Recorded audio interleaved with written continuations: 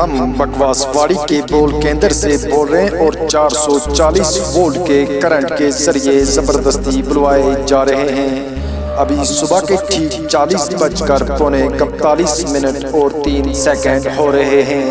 अब आप एजाज अहमद से बुरे बुरे समाचार सुनिए।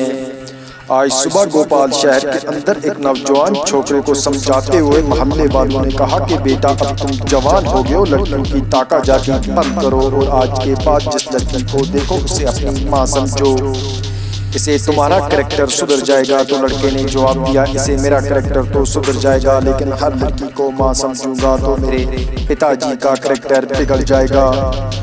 हमारे दिल्ली संवाददाताओं ने खबर दी है कि हवाई जहाज जो गली पराठे वाली से इंडिया गेट जा रहा था, रास्ते में एक रिक्शा से टकराकर दुर्घटनाग्रस्त हो गया है। रिक्शा में बैठे 52 आदमियों में से 65 की हालत गंभीर बताई जाती है।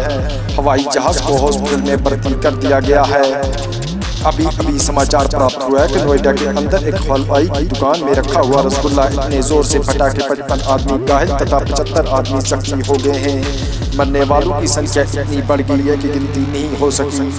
बेवकूफिस्तान के महाराज श्री नरेंद्र मोदी का आज दोपहर 1:30 बजे देहांत हो गया। उनके इस देहांत पर देश और विदेश से बधाई संदेश प्राप्त हो रहे हैं। अनुमान है अगले 24 घंटों के बाद उनके 3 दिन के अकड़े हुए शरीर को पूरे राज्य के अपमान के साथ कुरुड़ा के नाले में प्रवाहित किया जाएगा। यह समाचार आप एजाज अहमद से सुन रहे हैं। अभी समाचार प्राप्त हुआ है कि कोलकाता शहर के अंदर समुद्र में जोरदार आग लग गई जिससे सारी मछलियां तबाह हो गई हैं। मछलियों के मुख्यमंत्री ने समुद्र पर जाकर मछलियों को आश्वासन दिया और कहा कि मछलियां घबराएं नहीं, अगर आग मछलियों के करीब पहुंचे तो सारी मछलियां पेड़ पर चढ़ जाएं। मुख्यमंत्री ने मछलियों को रजाइयां बांटी।